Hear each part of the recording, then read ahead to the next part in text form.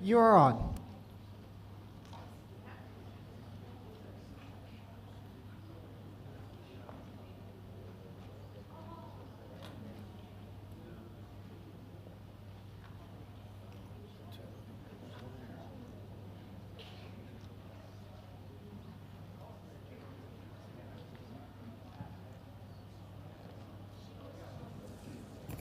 Good afternoon, everyone. Welcome to the City Council meeting. Today is Monday, December 16th, 2024. It's approximately 1 p.m. I'm Mayor Enriquez.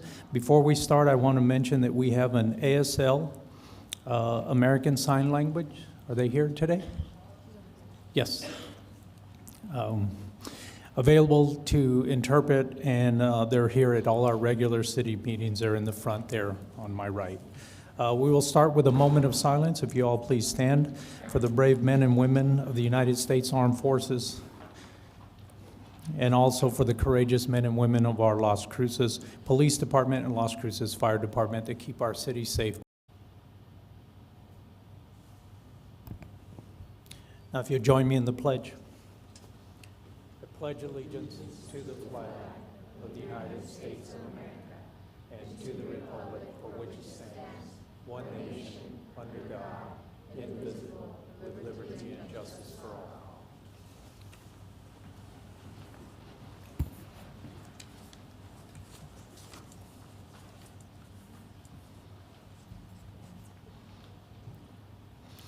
First, we'll start out with some presentations of certificates, and Councilor McClure, if you'll join me.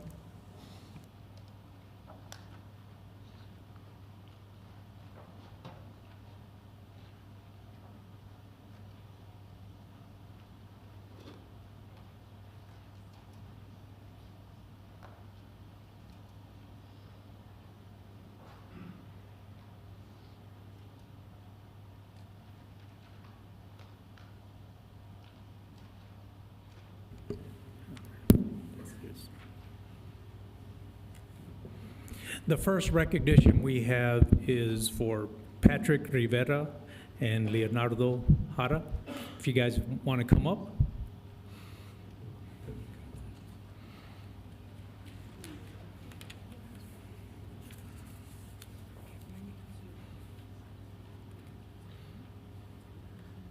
Okay, they're both students from Booker T. Washington, and I'll let Councilor McClure go ahead and read what we're recognizing them for today.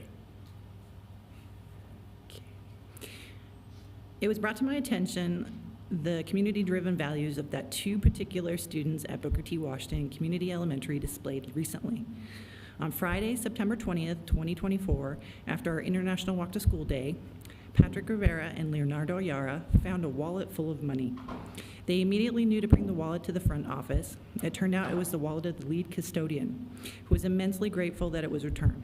Both Patrick and Leonardo knew what the right thing to do was, and they did it. They showed Las Cruces cariño, taking care of others. For that, we salute them and award them with the Mayor's Certificate of Appreciation. Thank you both.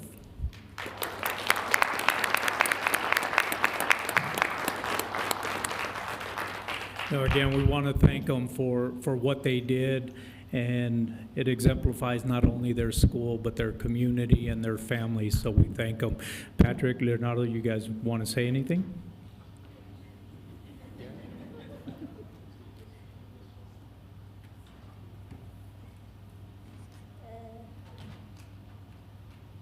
So when I returned the wallet, because when we went to a restroom break, we came after from recess, and we went to a restroom break, and one of the students said that they found a wallet in the restroom. Since I was badge monitor, I just decided to return it to the teacher, and that's how I returned it.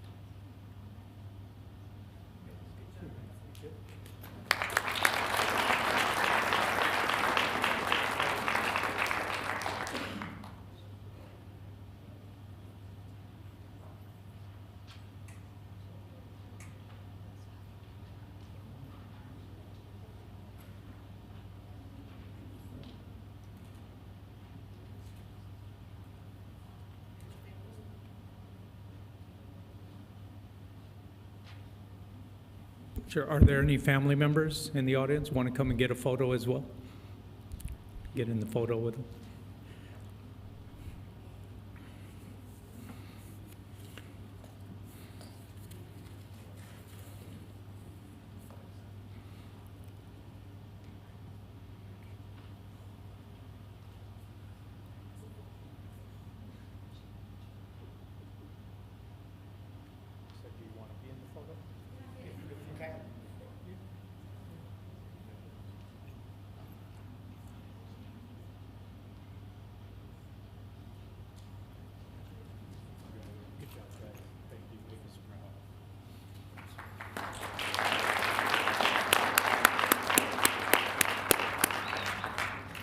Thank you for that, guys. You make us very proud. We're proud of you. The next presentation is to the Las Cruces High Bulldog Volleyball Team. They defeated La Cueva Bears on November 16th to win their second consecutive state championship. So can I have the members of the Las Cruces High Volleyball Team come up? And the coach?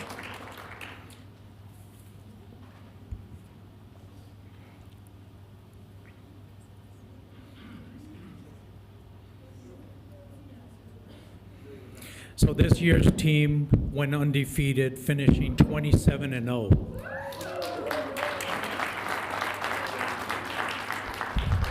They have a 2-year record of 53-2. Never allowed an opposing team to send the match to the 5th set, winning 81 sets and losing only 4. Won its consecutive 3rd district championship, made the program's 35th consecutive trip to the state tournament, won the 7th state tournament in program history, which Coach Leopold, Coach Barreras, and Coach Gonzalez coaching each of the 7. So congratulations to you all.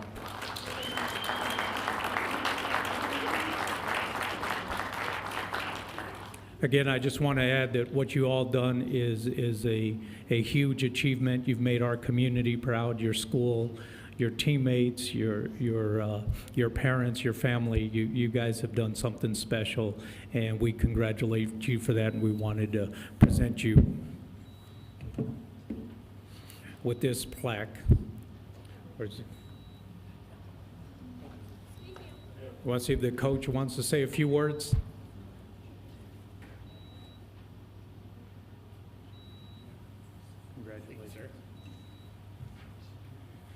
I'd first make a shout out to Bill Matisse. I was here in 1995 receiving a plaque such as this, and I was thinking maybe Bill was here at that time. Bill's daughter, Michelle, played tennis for me back a long time ago. Very proud of these girls. I have 5 seniors. Mercedes Willis, Linnea Carr, Haley Rautenstrauk, Lindsay Doolittle, and she's not here, I don't see today, Emma Rose Barrera. Not only are we excited about what we do on the court, but those 5 kids getting ready to graduate all had straight A's for the fall semester. So we maintain a great GPA, and we want to represent the city well, represent our school well, represent our parents well, and I think we've done a great job of that this year. So, thank you very much.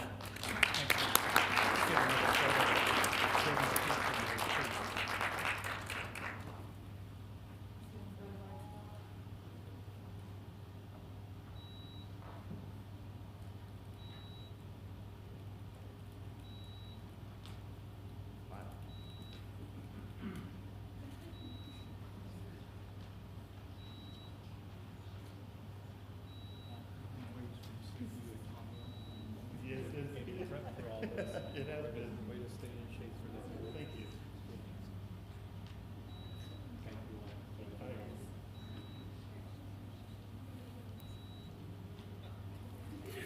Thank you all. Congratulations. We're very proud of you. Let's give them another hand.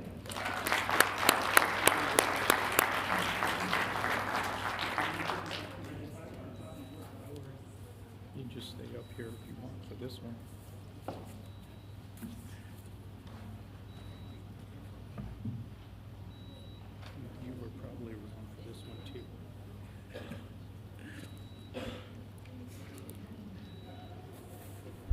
So the next presentation is to commemorate the 35 years with our sister city, Lerdo. Is there anybody from the sister cities who would like to come up?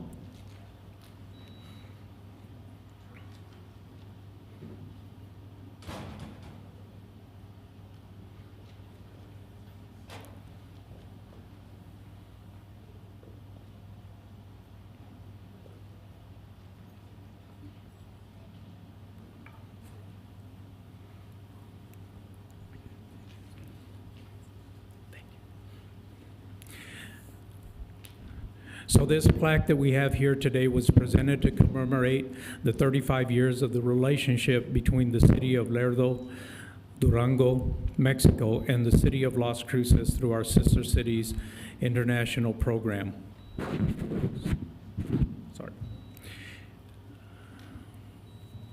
The mayor of Lerdo, Dr. Homero Martinez Cabrera, had the plaque sent to us by Isabel Macias of the Sistema Municipal Protección Civil Office in Lerdo. This token of the long-term commitment between our two cities symbolizes the bond between us. I would like to thank the Mayor Martinez Cabrera and his city council for this beautiful plaque. We continue to work through our Las Cruces Sister Cities program and maintain and strengthen our continued relationship. Thank you. And Dr. Tim Chappell, would you like to say a few words on behalf of the sister cities?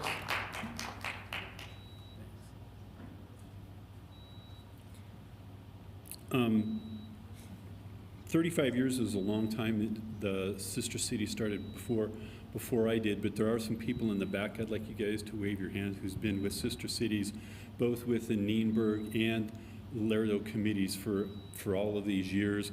And without their hard work and dedication, we couldn't maintain this kind of relationship. So it's not just me, it's everybody that's involved, and I'd like to thank you guys again. Thank you so much.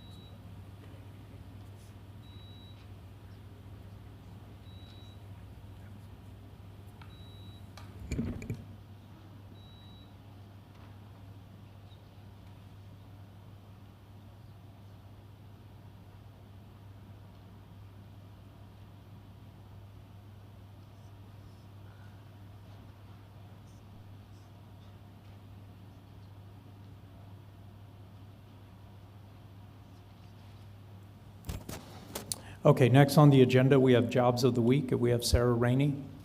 Come up. Thank you.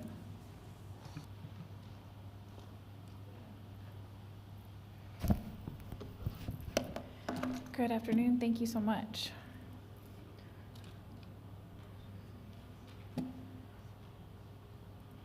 All right, my name is Sarah Rainey. I am the one-stop coordinator for the Southwest region of the New Mexico workforce.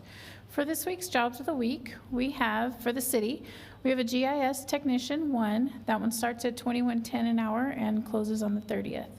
We also have an Assistant Program Supervisor for the utilities. That one starts at $55,000 and closes on the 30th as well. For Doña Ana County, we have multiple positions, including utility worker, wastewater operators, assistant director of facilities and services, inventory tech, fleet supervisor, accounting specialist, and there's actually a number of others. So there's lots of opportunity with the county as well. We have for Jones Lang LaSalle, a facilities manager. That posting closes on the 28th. We also have a communications services controller trainee for Peraton, starting at $73,000, and then a resource center specialist at Pioneer Bank for $15 to $17 an hour, and that posting closes January 3rd. As always, come see us at 226 South Alameda Boulevard. I do want to point out that our hours will be changing at the end of the month. We will no longer Unfortunately, we will no longer have the 5 to 6 p.m. time. We are open from 12 to 1, but the 5 to 6 p.m. will be closing at 5 starting at the end of the month. So, but come by any other time. Thank you.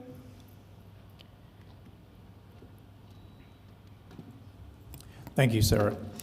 Next is Pets of the Week, is Carolyn.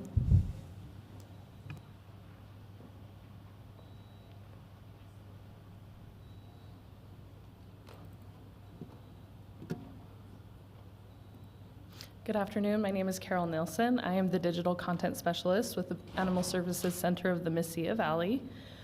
This week, for our Pets of the Week, we have Levi, who was, you'll probably recognize him from previous week. And actually, good news, he actually got adopted. So our initiative for Pet of the Week hopefully worked. So he was a little shy, had some difficulty getting adopted just because it took him a minute, but we finally got a family in there.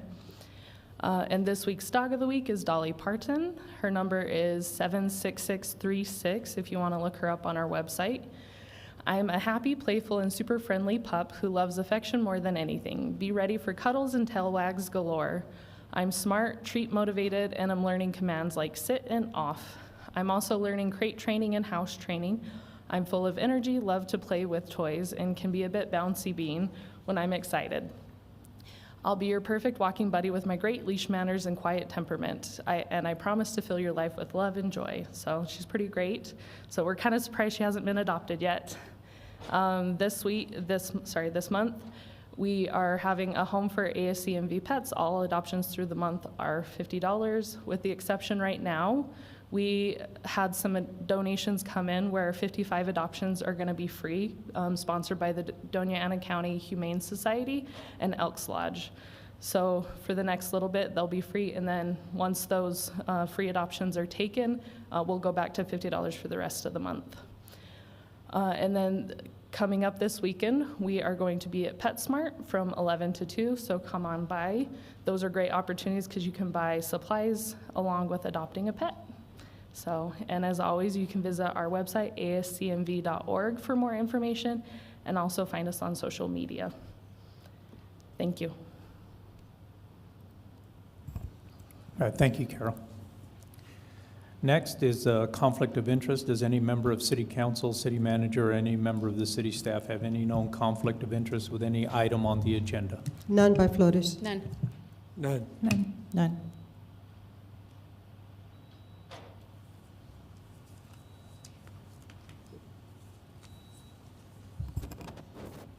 Okay, seeing none, next is a closed meeting statement that we had earlier today.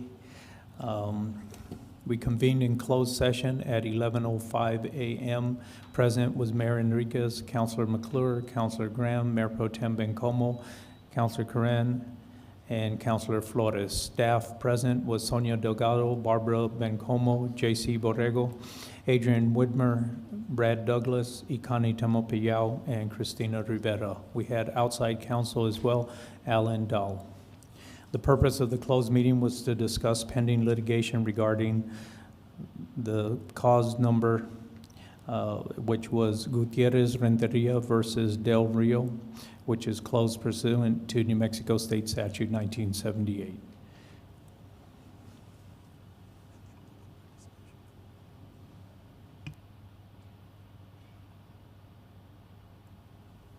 Oh, I jumped straight to the closed statement and missed public participation.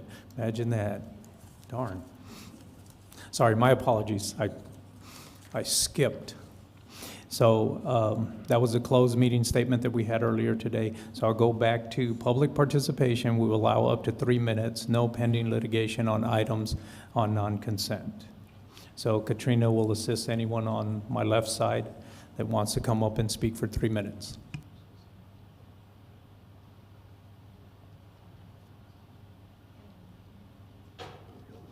3 minutes, I feel like I won the lottery. Good afternoon, Mayor, City Council, and staff, and happy holidays. I'm Kathy Stark. At the last council meeting, 2 members of the community objected to your support of the state legislation related to animal welfare, saying that you're putting animal welfare before the welfare of the residents of the city. And I felt a response was in order because of the nexus between animal welfare and the welfare of our residents in the community. There's numerous studies documenting the connection between abuse, cruelty, and neglect of companion animals and the same behavior then occurring in the family or with spouses, siblings, other relatives. Animal welfare is a public safety concern which shouldn't ever be ignored. There have been deaths, bites, a resident lost most of her arm. Residents are frequently posting on social media how they or their animals have been attacked by a dog or a pack of dogs. Afraid to go to the mailbox or for a walk. In the last 10 days, I noted 5 social media posts relating to dog attacks and bites. And there was another one this morning. These animals weren't born to be this aggressive. Training, abuse, neglect, and abandonment result in this kind of dangerous behavior that affects our residents. There are drug dealers in Las Cruces who have intentionally acquired specific breed of dogs, training them to be vicious, and people have already been hurt. Studies have shown that spay-neuter that's accessible and completed at the appropriate age and health of the animal decrease behavioral problems, including aggression and roaming. The city currently spends over $3 million a year patrolling, picking up stray, sometimes aggressive animals, processing them at the ASCMV, caring for them, trying to transport them to other areas of the country that have a need for companion animals, or euthanizing them and bringing them to the landfill. Think of what else the city could use those funds for if the population of companion animals was brought under control and owners, guardians were helped to be responsible.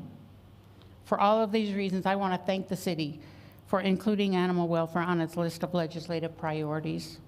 If the state can assist municipalities like ours using the proposed Animal Welfare Trust Fund, we should all welcome it and not criticize it. Thank you.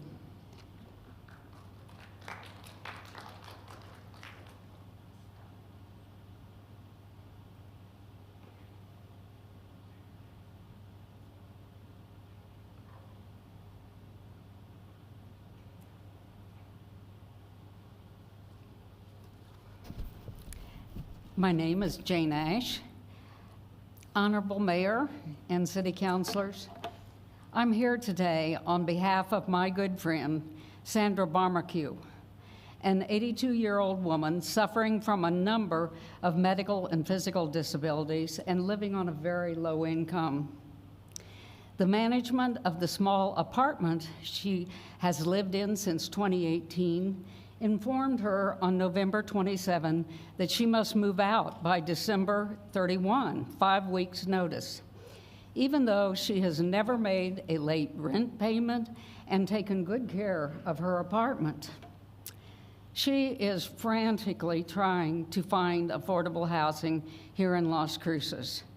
There is no such housing available without being on a long waiting list of months to come. Now, I know that the majority of you up here, sitting up here on the City Council, have worked very hard over the past couple years to try to alleviate this problem, and that there are a number of projects underway, but not in time to help Sandy.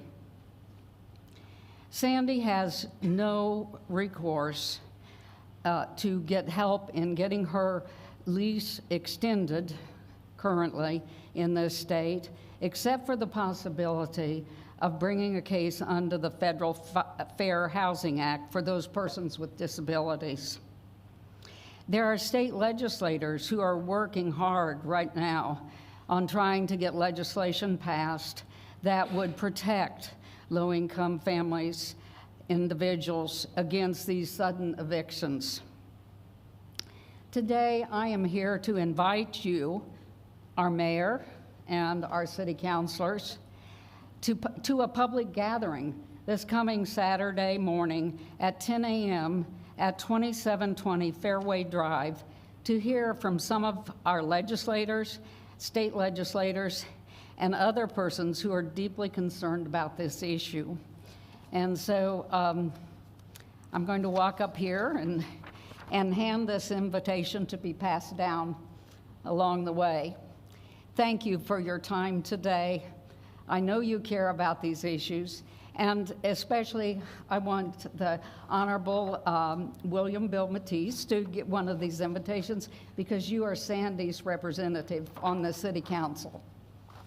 She's in your district.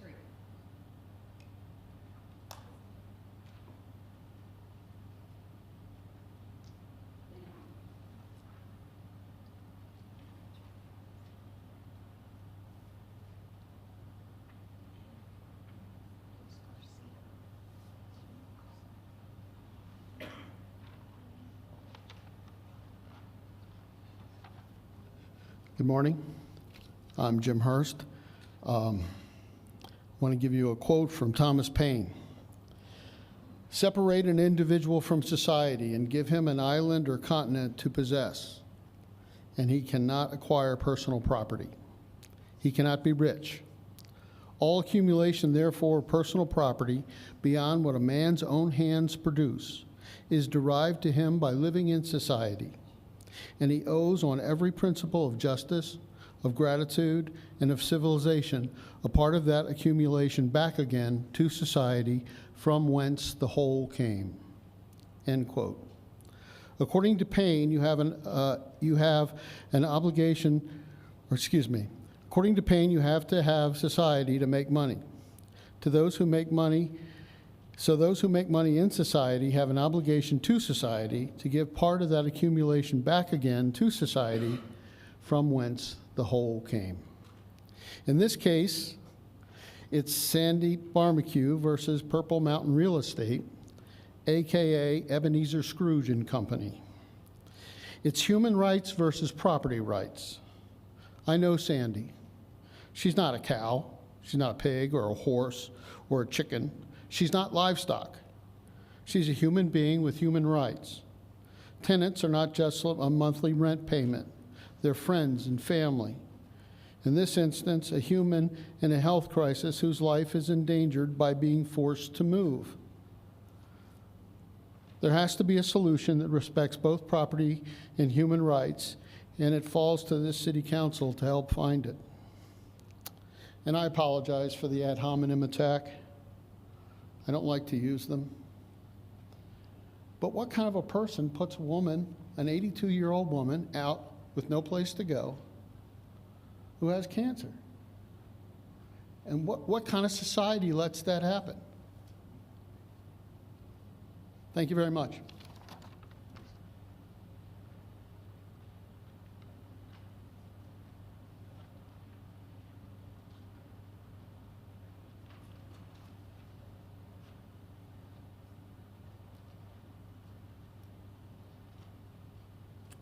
Good afternoon, Mayor and City Council. I'm Dina Dargo. I've been attending the meetings at which the proposed new ordinances regarding animal control have been discussed, and thank you, and I've read those ordinances as well.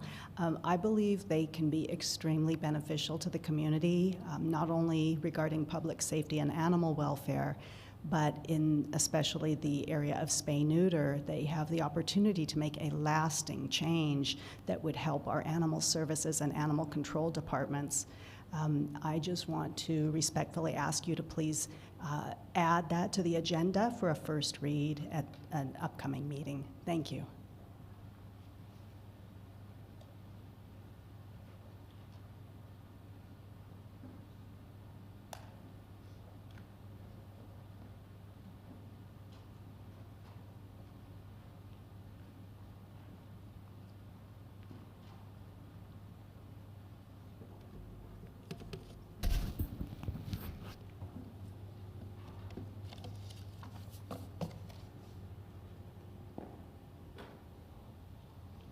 Mayor Enriquez, councilors, I'm Lynn Moorer. I formerly practiced environmental law in Nebraska. At your December 2nd meeting, several colleagues and I requested a briefing at a city council meeting on EPA's new lead and copper rule with experts, allowing ample opportunity for questions and comments from the public. Since you have not yet scheduled such a briefing, I will alert you to a legal issue.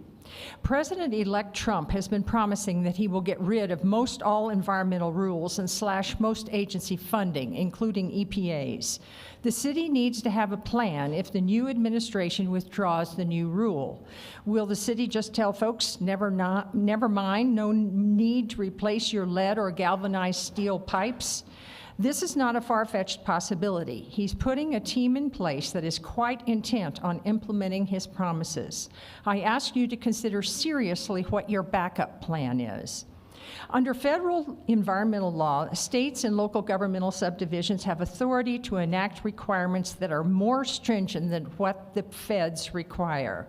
This means water law is not an area where the federal government will succeed if they say, step back, we preempt you. For example, the state of California has enacted its own rules regarding hexavalent chromium in water. Those of you who saw the movie Erin Brockovich may recall that hexavalent chromium was the chief chemical polluting the groundwater of the California folks in that movie, which is based upon a true story. In any event, California has its own strict rules governing hexavalent chromium that the federal government doesn't have on its books and doesn't contest. If the new lead and copper rule is withdrawn or made more lenient in the new Trump administration, the state of New Mexico can enact a law or strengthen an existing regulation so it's virtually equivalent to EPA's new rule. It may be possible for the city to enact an ordinance that accomplishes the same thing. Your legal advisors will need to study to determine what is possible, what can be achieved the quickest, and what makes the most sense. I urge you all to get on top of this swiftly. It will take a while to get a new state statute or new state rules in place.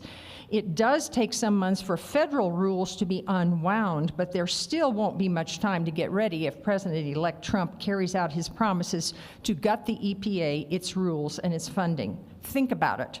Do you really want to tell folks who have just replaced their lead or galvanized steel pipes or are working on replacing them at considerable expense, never mind?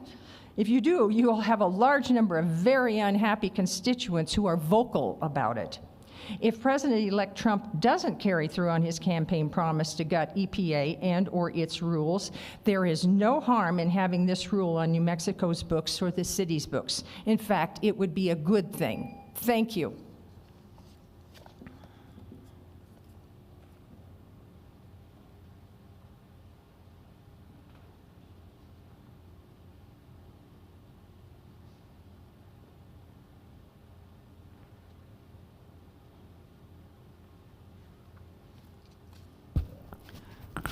Hello, my name is Lisa Parrott. I'm a resident of District 6, which I understand will be on the next ballot. I come once again with our October 30, 1997 joint tenants warranty deed in hand, along with our protective covenants for Cimarron Hills Subdivision Number 5, replat Number 1, dated September 11, 1989, which were included by reference with our deed. Both legal documents are a contract between the parties named therein. The parties to the protective covenants were Paul H. Thompson and Catherine H. Thompson. The parties to the joint tenants warranty deed were Robert B. Heeger and Madonna O. Heeger and Danny K. Parrott and Lisa F. Parrott. The joint tenants warranty deed was made, quote, subject to all reservations contained in the patent property taxes for the current year and subsequent years, and all covenants, easements, and restrictions of record, end quote. The City of Las Cruces, New Mexico, nor the consulting company is paying with my tax dollars, fees, and nickels, nor are parties to either of these legally binding documents. My protective covenant state in part, whereas Paul M. Thompson and Catherine M. Thompson have established a general plan for the improvement and development of the property and desire to impose certain protective covenants and restrictions on the property in accordance with that plan. Now, therefore, the property is hereby made subject to the following protective covenants, conditions, reservations, and restrictions, which shall run with the land and shall be binding upon all persons owning lots affected by these covenants or claiming under them until January 1, 2019, after which such time protective covenants shall be automatically extended for successive periods of 10 years unless an instrument signed by a majority of the then owners has been recorded, agreeing to change, alter, amend, or remove said protective covenants in whole or in part, end quote. No such instrument has been signed by a, quote, majority of the then owners of the lots, end quote. Therefore, the City of Las Cruces and/or Friesen Nichols has no right or authority to usurp or supersede any of the protective covenants of our section of Cimarron Hills Subdivision Number 5, which is part of the high-range development in the City of Las Cruces.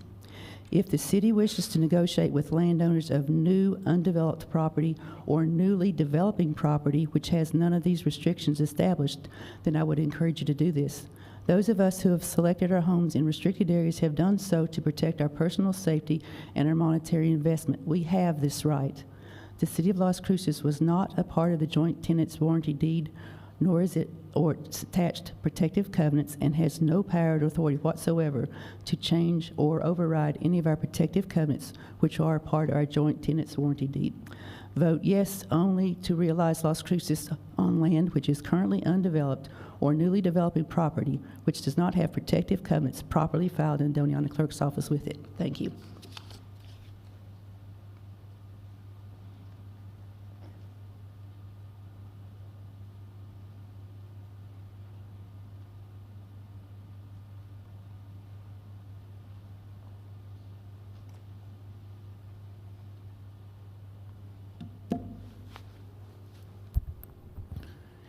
Good afternoon, Mayor, City Council. My name is Jorge Aguirre, and I'm here in support of the changes proposed in Realize Las Cruces. Single-family neighborhoods were built for a nuclear family that no longer exists. We shouldn't keep building that. Single-family neighborhoods are expensive, increasingly unattainable, impractical, and difficult to navigate. They require driving for any activity, and thus encourage noise and traffic. They are also land-consuming, which make it expensive to bring city services to them and to maintain existing amenities. Single-family neighborhoods are often used as vehicles to park money rather than housing, and allow outside investors to keep houses vacant in our community rather than renting or selling them for somebody to live in them. The vacant houses encourage squatting and crime that lowers the quality of life of our citizens. And in this way, single-family neighborhoods promote car traffic, poverty, and crime. Yet, more important than all of this, to me, single-family zoning destroys friendships. Las Cruces are amongst the most friendly people I've ever met, but very few have close friends. Very few people know or trust their neighbors because they don't get to see them. New Mexicans in single-family homes don't have reasons to step outside and are missing out on casual, low-stakes conversations with people that they have things in common with. And the loneliness and depression epidemic continues to rise among citizens young and old. And in this way, single-family neighborhood promotes loneliness, depression, and addiction. There is demand for better housing, but unfortunately, our builders and developers and creatives are forced to build the same boring, overpriced, cookie-cutter homes over and over again. The market is able to supply the housing demanded by our citizens, but our existing zoning laws have made it illegal for our entrepreneurs to do just that. So I encourage you to approve the upcoming zoning law changes in Realize Las Cruces to free our investors and developers to supply the housing that our growing city demands. To unleash the creativity of our artists and builders, allow them to reimagine what is possible, to provide higher quality of life for more of our citizens using fewer resources, and create new companies and new jobs in the process. When more of our people do well, all of us benefit. Our neighborhoods don't have to be boring and ugly and unwalkable. They can have character and local flavor and be desirable places to live. Let's put an end to the laws that force the same boring single-family neighborhoods to be built, and let's build for the people. Thank you.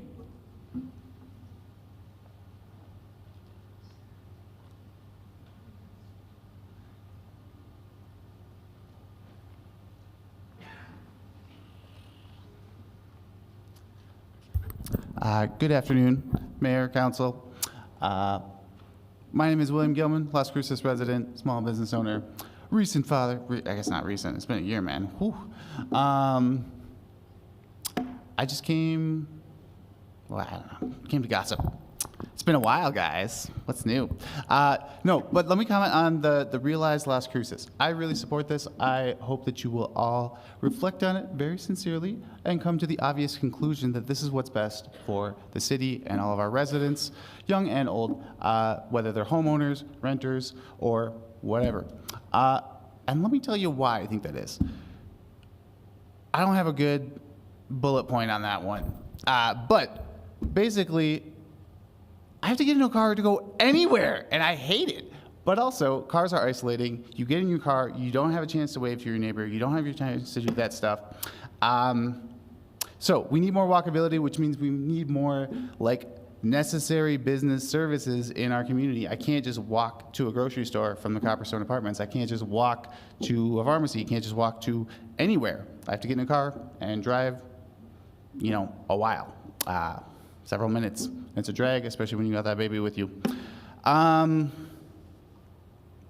That's kind of the gist of it. When you have walkability, you have your opportunity to connect with your neighbors. You have your opportunity to socialize a little more. Studies show that you don't need super, super deep friendships or super, super deep conversations. What actually mitigates loneliness and depression is just smaller interactions on a more regular basis, which you don't have when you have to drive everywhere.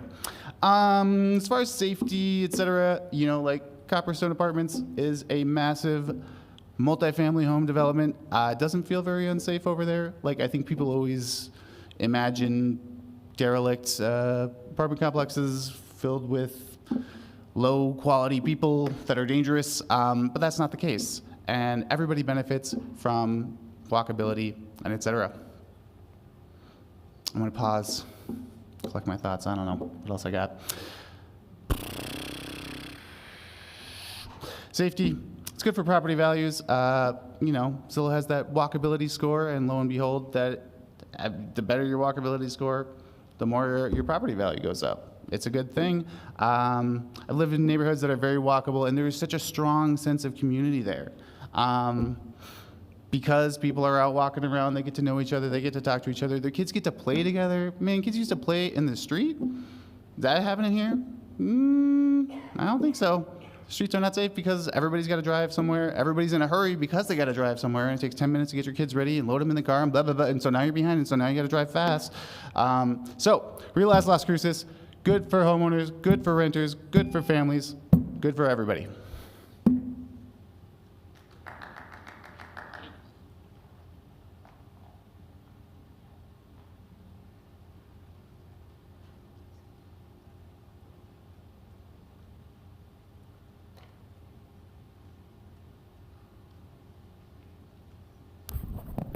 I'm so glad to have a prepared statement for you today.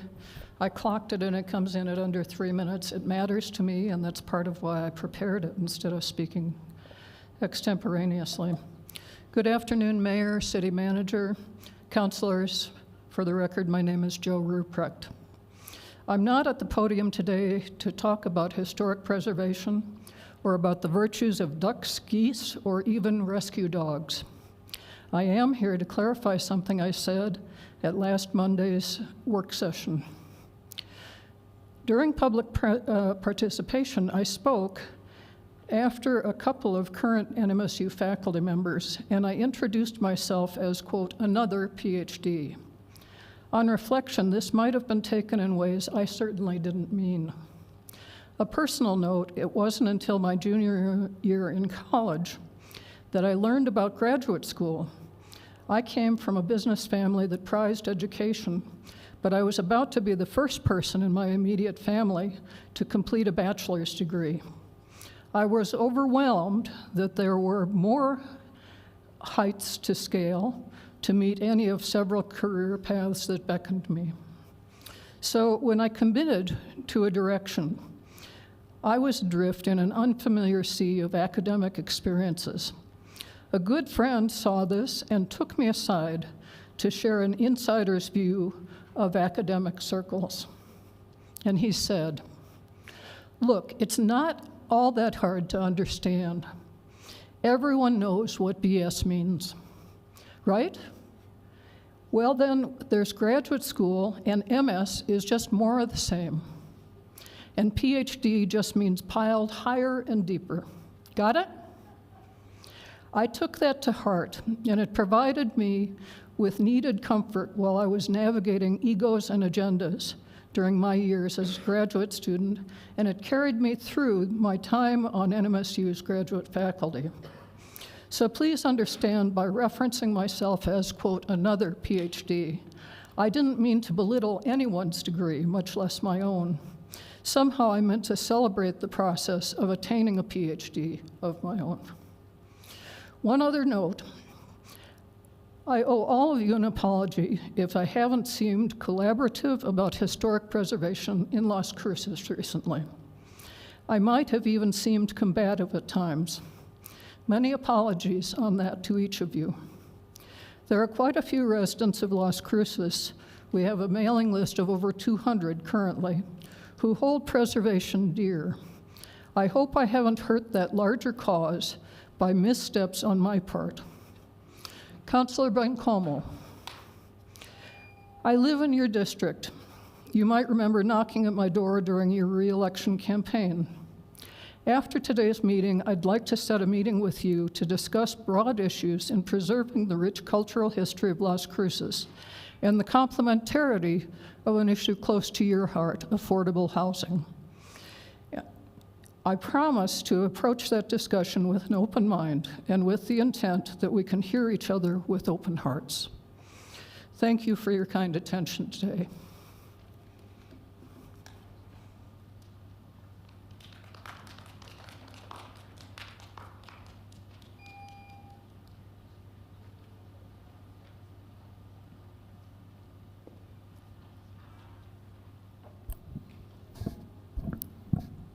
Hello, Mayor, City Council. My name is Fred Miller, and I would just like to add, in addition to all the reasons for supporting Elevate Las Cruces, let's bring bicycle racks to the grocery stores and malls and stuff like that too. That helps with walkability as well. Thank you.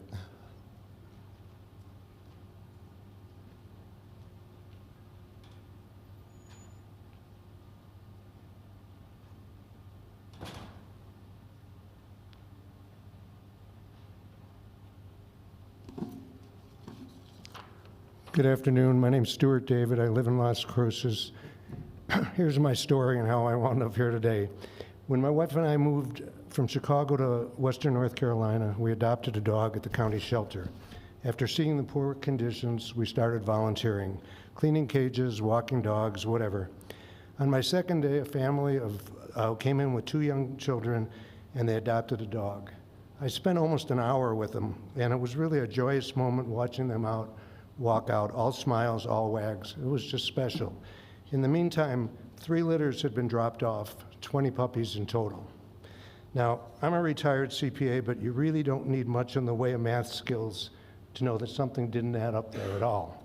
I was shocked, and I was later horrified to learn that this one small county in North Carolina was sending over 10,000 animals to the landfill every year. It really made me sick to my stomach, and I vowed that I was going to try and make a difference. Within a year, I was an officer on the Asheville Humane Society. They contracted with the county to run the shelter. Community members and groups worked together and made low-cost spaying and neutering available, and the county and city, and both the county and city of Asheville passed ordinances similar to the ones you're considering. The euthanasia rate has slashed, and similar approaches have been very successful around the country. We just can't adopt our way out of the overpopulation crisis. If your bathtub's leaking, you can bail water, and you can bail water, and you can keep bailing water, but you really need to fix the leak. That makes a lot more sense. Spaying and neutering is fixing the leak. Now, your attorney wisely suggested that if you pass the ordinance, you delay enforcement for a year to allow the community time for education and low-cost spay-neuter options to become available for those who need them. Why not do that? You can always rescind the ordinance a year if you don't feel the community has come together to meet the challenge. I don't think that'll happen. That's not my experience. There's a lot of people here that I've met in my time here that really care. There's nothing to lose, and there's so much to gain by going forward. As I said at the work session, if Las Cruces does anything less than prioritizing spaying and neutering, all we're doing is chasing our tails. Let's stop the killing. Thank you very much for your time. I appreciate it.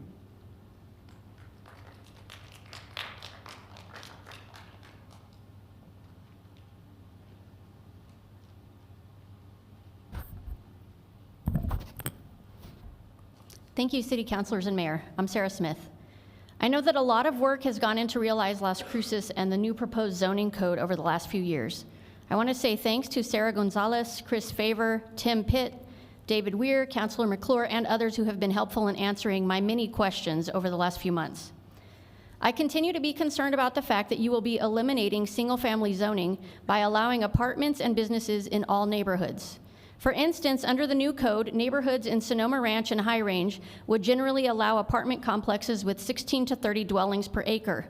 Neighborhoods closer to downtown Las Cruces would allow apartment complexes with 50 to 60 dwellings per acre. Besides apartments, Realize Las Cruces would also allow local grocery stores, cafes, mobile homes, libraries, and museums in all neighborhoods. Local retail stores and gas stations would be allowed in any neighborhood with a special use permit.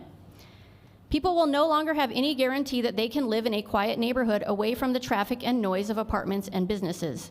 The increased traffic may be especially problematic for the safety of families with young children and the elderly.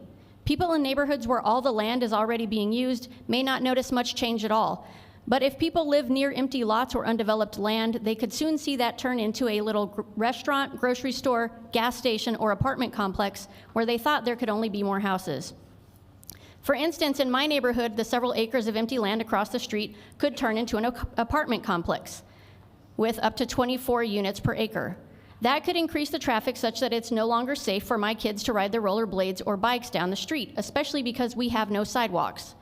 We moved to our little house on this street 10 years ago because it was a relatively quiet street. We wanted to raise our kids away from the hustle and bustle where they would be able to enjoy playing outside more.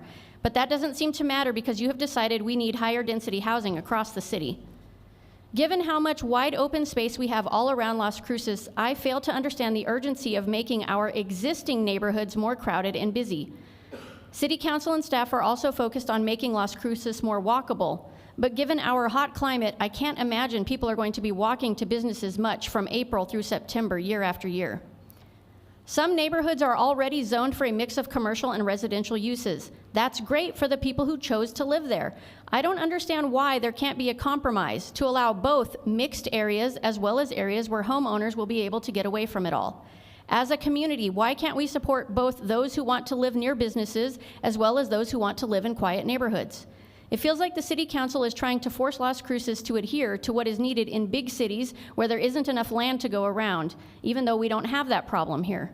The changes to the zoning code will impact many aspects of our daily lives, but most people in this city still have no idea that this is happening. How can you make sure they have the chance to know about this and express their concerns before you vote in 2025?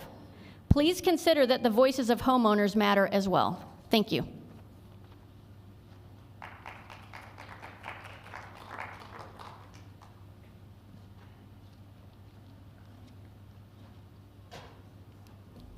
Thank you, Mayor, Council. My name is Joe Blust, and I am here to speak also about Realize Las Cruces. This zoning proposal is deeply troubling for our city. I am receiving information from people who have boots on the ground, not Facebook, not social media. My neighbors and I are worried about our safety and home values. I am not a classist. I live in an area that has no sidewalks, no streetlights, and I have had to have security doors and bars on my windows installed, security cameras, and a locking mailbox. I have to lock my gas tank. I have to lock my steering wheel. I'm just saying the representative of my district does not represent me or my neighbors. Residential should stay residential, and businesses should stay businesses. I have spoken to so many people, and none of them have a clue what you are proposing. Before you vote, the people should vote. You should ask your constituents what they want so you can represent them accordingly. Furthermore, concerning low-income housing, people that I have spoken to in various cities and other states do not support the data that these neighborhoods are more vibrant. I request the data that supports your findings. Thank you, and God bless Las Cruces.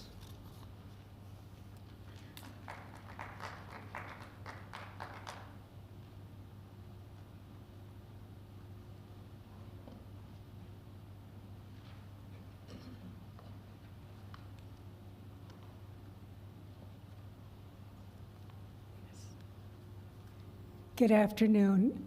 I'm Rose Garcia, and Mr. Mayor and councilors, thank you very much for the few minutes. I'm representing Tierra del Sol Housing Corporation. That's a nonprofit housing producer that's been in business for 50 years, and most of it in Las Cruces. And we're also partnering with Cressel Company out of Dallas.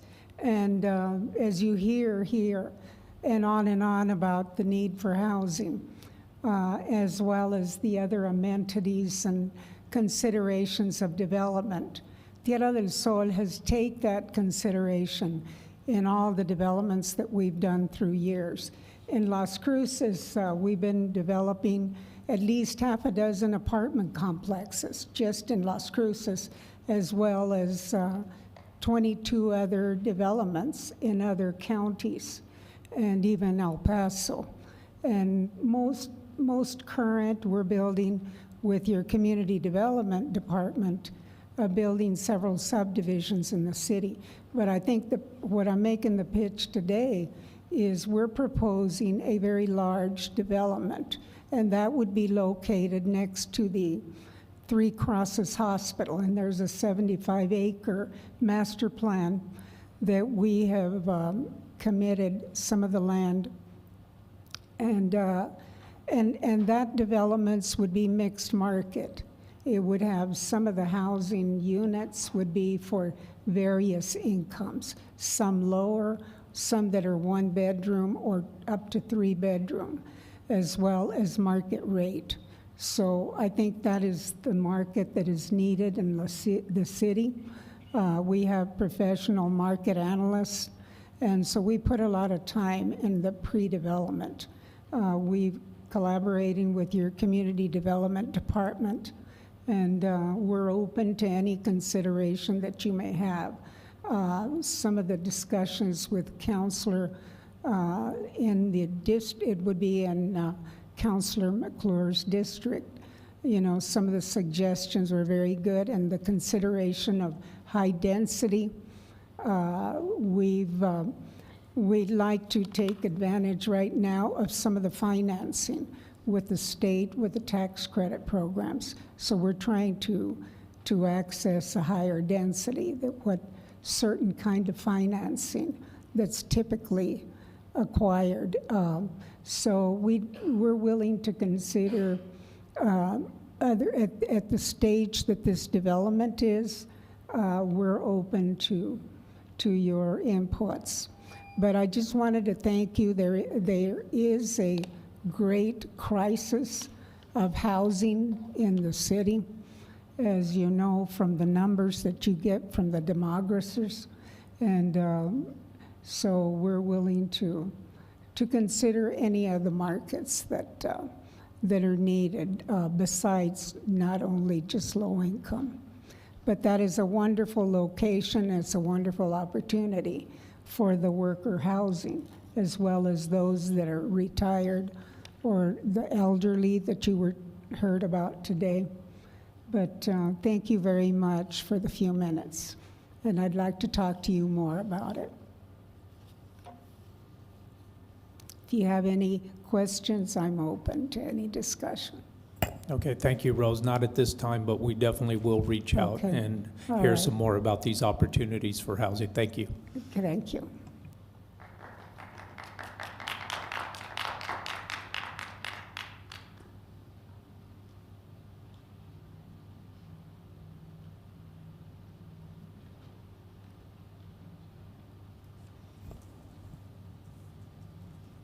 All right, thank you, Katrina. Thank you. Next, we'll move to the acceptance of agenda. So moved by Flores. Second, Bencomo.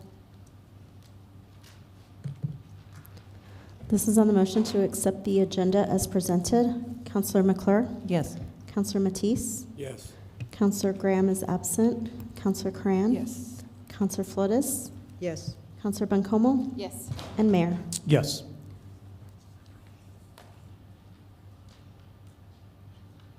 So that moves us to resolutions and/or ordinances for discussion.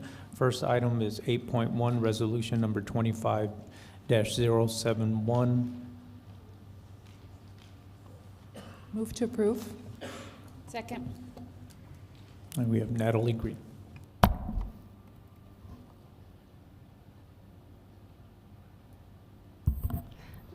Good afternoon, Mr. Mayor, members of council. Natalie Green, for the record. The resolution before you is a pre-commitment of city funding for a low-income housing tax credit project called Paseos Verdes. This project is intended to be a three-phase project located at 905 South Campo. It will encompass an entire city block. It is both within the El Paseo MRA and the Lift Up Las Cruces for Neighborhood 2. The first phase would include 80 units, 20 that are set aside for veterans and 60 that are set aside for workforce development. The resolution, if approved today, would make a $1.35 million commitment, including impact fee waivers contingent upon the Public Housing Authority maintaining their qualifying grantee status and being awarded a 9% low-income housing tax credit application. They will be competing over the first quarter of the year. If they were awarded, then we would come back with the future resolution, at which time we would identify the funding source and any final loan terms. This is a site plan of all of the phases.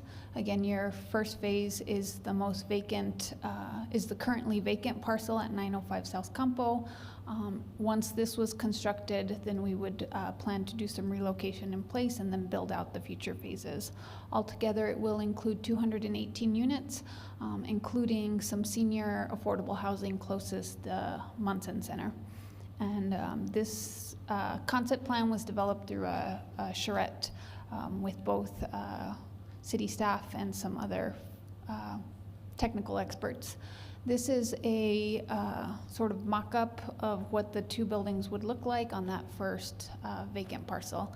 Again, the smaller one is for veterans, and then the other one would be workforce housing. The impact fee waivers, they are allowed under the Affordable Housing General Oversight Ordinance. This development is next to Valley View Park. As part of our commitments to parks, housing staff was able to assist in facilitating the award of $1.5 million in federal grants. And one of the sort of selling points of the grant was that it was adjacent to Paseos Verdes. We do budget annually for impact fees, so from our budgeted funds, we'll do our best to make the impacted departments whole on the impact fees. And then as part of the resolution, we're also asking to waive permit fees because it's in the infill. Typically, they can request reimbursement of those impact fees at the completion of the project. In this case, we're asking for the waiver at the front end. The estimated impact is $200,000 or just over $200,000 in park fees. The public safety we haven't calculated, but we think the total fee for both parks, public safety, and permits will be about $250,000. And then the overall impact that we anticipate collecting in park fees would be the 468. They'll get credit for the 38 existing units. So they would have to pay the fee for the 180 new units coming in. And with that, you have your standard council options, and we'll stand for questions. All right, thank you, Natalie. Any questions? Councilor Flores? Thank you. Thank you so much, Natalie. On the impact fee waiver, the city puts that up initially up front. The impact fee. And then upon completion, there's a reimbursement? Mr. Mayor, Councilor Flores, typically the way it works is the Housing and Neighborhood Services does a payment in lieu. So we pay for the impact fee out of our budget. Peachtree Canyon was the first time that we did a true waiver in which those fees were not assessed at all. So typically we've done different things. The developers just have to apply with our office, and then we either work through resolution or the application process to determine what the best course of action is based on our budgeted funds. But there's no reimbursement at the end? No, the fee would just not be assessed at all. Assessed, I Yeah. see. Thank you very much. Thank you, Mayor. Mayor Pro Tem. Thanks, Mayor. Thanks, Natalie, to you and your team for bringing this to us so quickly, and I appreciate it. I'm very excited about the impact that this will have. I also want to say that this is right smack in the middle of the MRA, which is very exciting. I am wondering how you're planning on utilizing the MIA designation to help with this project. And then the second question on that, if you know, or this could be for Chris actually, if in the future, once the MRA starts collecting funds, if those could be used for this kind of, like the fee waivers and those kinds of things, I'm wondering how we could really, leverage the designated MRA for these kinds of projects. Mr. Mayor, Mayor Pro Tem Bencomo, so because it's in the MRA, we get extra bonus points at the competitive round, so we think this will score really well. Council has adopted this as a legislative priority, so our hope is to get the funding from the legislature, but should we not receive all the funding or we're unsuccessful, then it would or could be eligible for MRA funds, which was, again, staff would come back and we would identify that potential funding source. So our hope is capital outlay, but MRA funds are definitely the backup plan.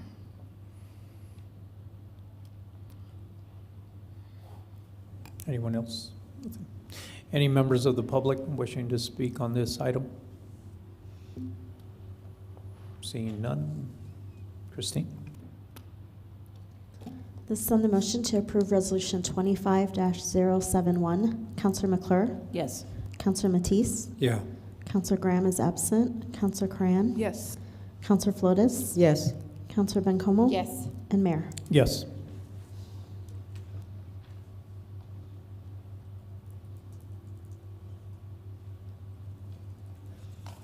Next is resolution number 25-072. Move to approve. Second? Go ahead. Thank you. Good afternoon, Mayor, councilors, city staff. I am Gabriela Prats, the city's grant manager. Before you this afternoon is a resolution to approve 2 grant awards and the related budget adjustments. The first grant is to the police department. These are federal funds awarded through the New Mexico Department of Public Safety in the amount of $92,100 to purchase and install 6 dual-purpose modular surveillance systems, as well as to train officers on how to use this system. The selected locations for these cameras are focused on areas where there is currently no cameras.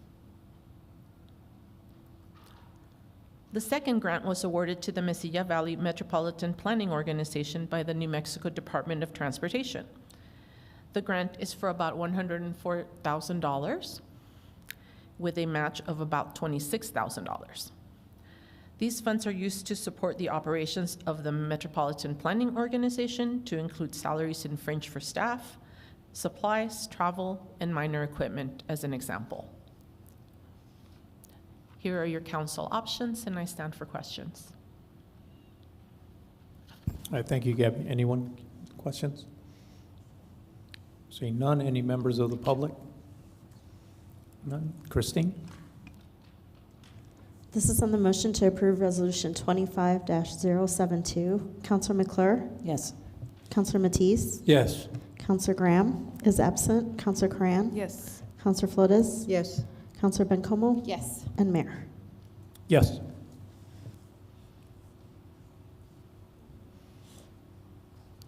Next is board appointments, and there are none. Next is a notice of proposed ordinance, the first read.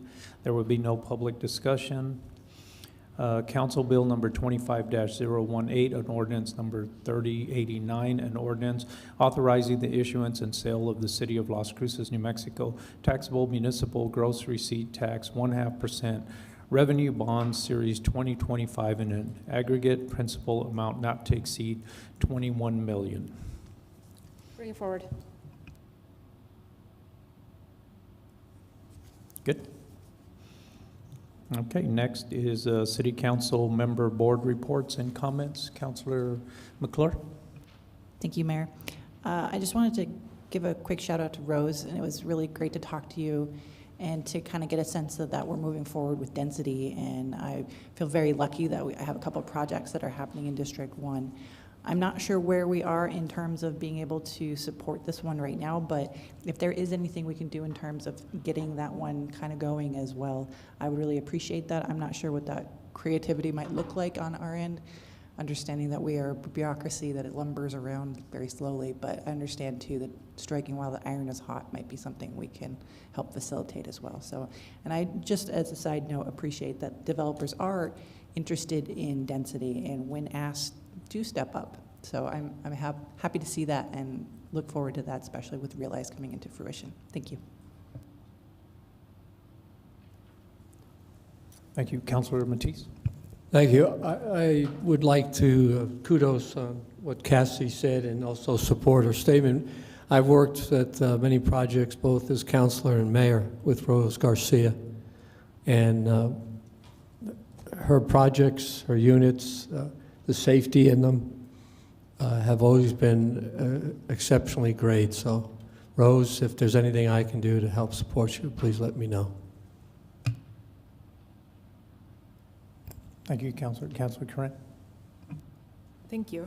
I'm also really happy to see Rose here and glad to hear of your expanded and support your expanded projects.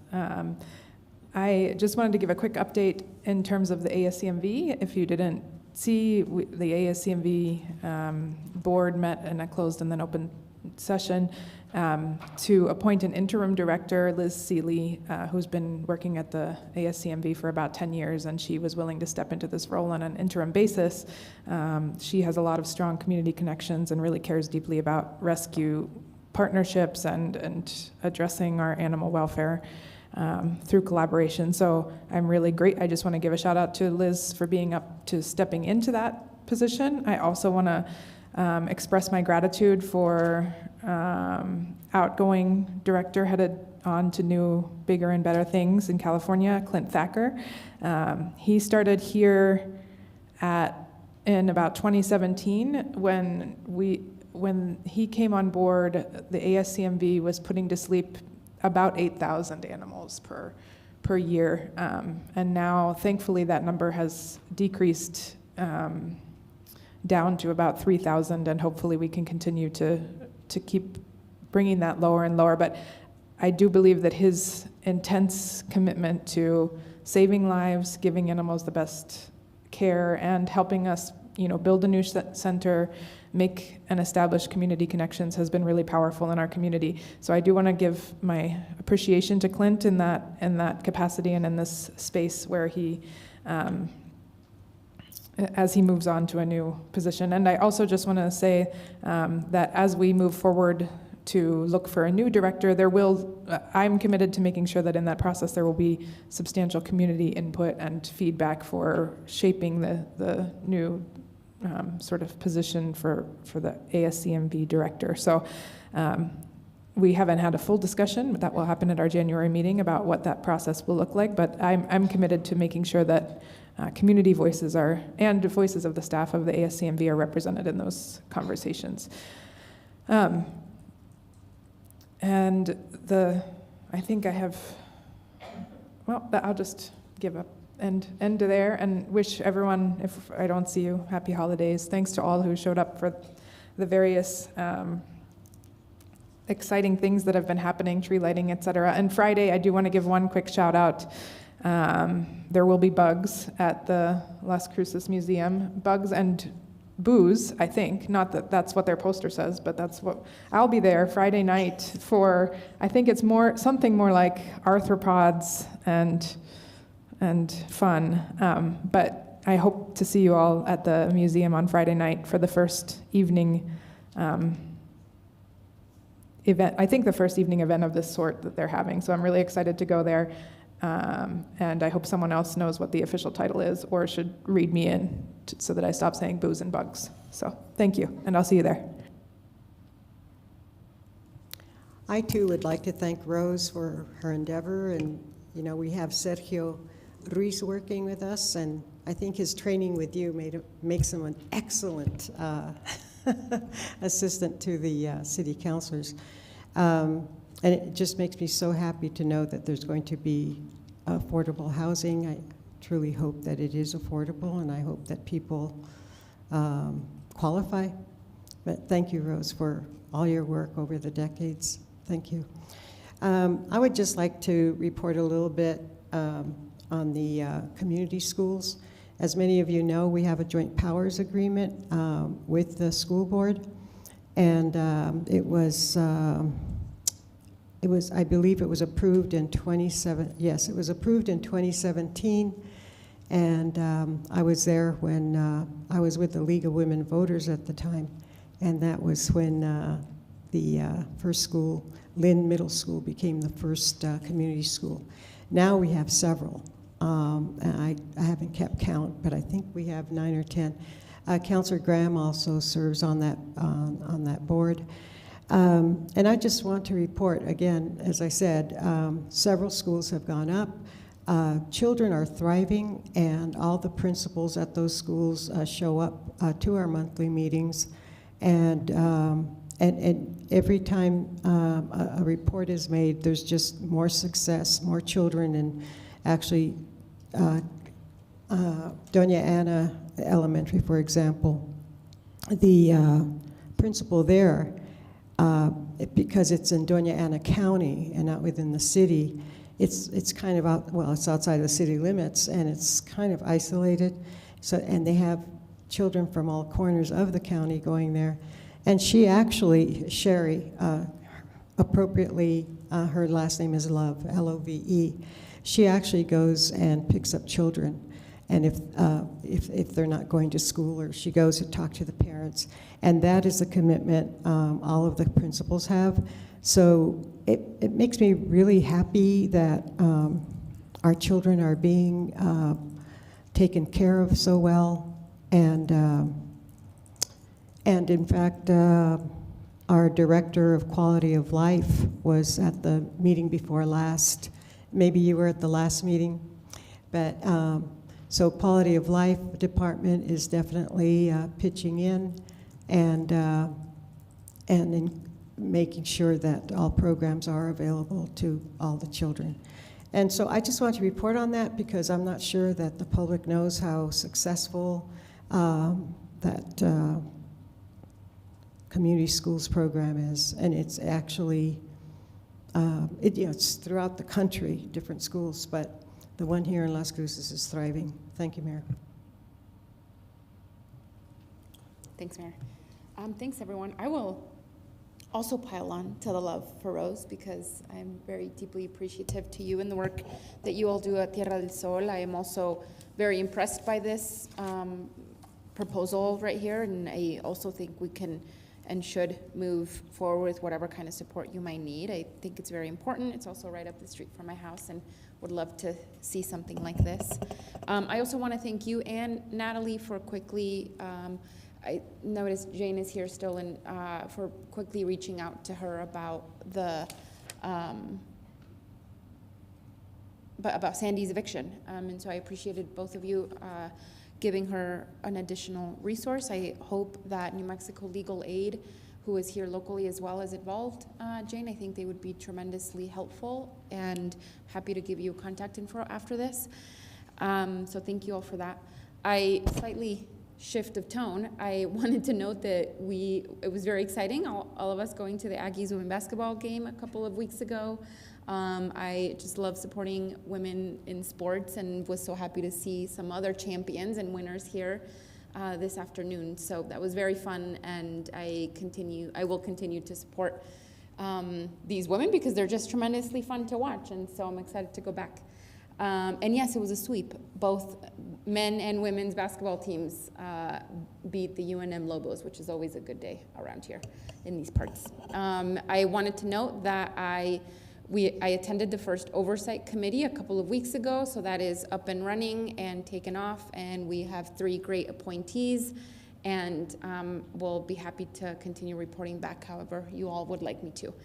And then lastly, I also wanted to give a shout out and a final goodbye to Patrick Peck, who will be, this I think will be his last couple of weeks at the South Central Solid Waste Authority, and just wanted to, express my gratitude towards him, his tenure, and what he has done for this industry, and certainly we will miss him. The board will meet this week to appoint an interim while we decide who will take over that seat permanently. So thank you. Thank you, Mayor Pro Tem. Just a couple of things. The tree lighting event took place on December 7th, and it was a great event. I just want to give a shout out to all the departments that were there, that were present, and also to Ed, who's the voice of the Aggies, but was also the MC there. Did a great job. Special shout out to our special guest, General George Turner from White Sands Missile Range, was there to assist in the countdown. So it was a great event.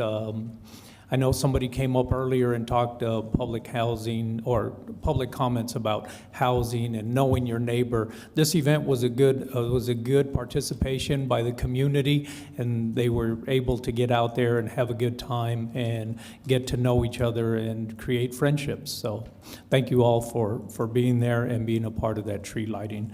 I also want to give a congratulations to the Las Cruces Police Department. Later this week, they'll be graduating their 54th Academy. So congratulations, PD. And with that, I'll turn it over to our city manager. Thank you, Mayor Enriquez, Mayor Pro Tem Coleman, City Council, Connie Tamopiao, City Manager. Just a few updates. Tomorrow, as a friendly reminder, is our budget retreat. This is where City Council will share their goals for staff. Our staff, department heads, and deputies, and various staff will be there to listen in. We'll have some icebreakers to break the ice and help envision what we want to see for our community moving forward, especially where we put our budget dollars. And I just wanted to give thanks. Again, this is huge help to Barbara and the budget team, to Jacqueline, and all of the budget analysts working so diligently to have this prepared. So you'll come, you'll arrive. There won't be much for you to do besides your 15 minutes of razzle dazzle. And then budget team will handle the rest from there. But appreciate that. Looking forward.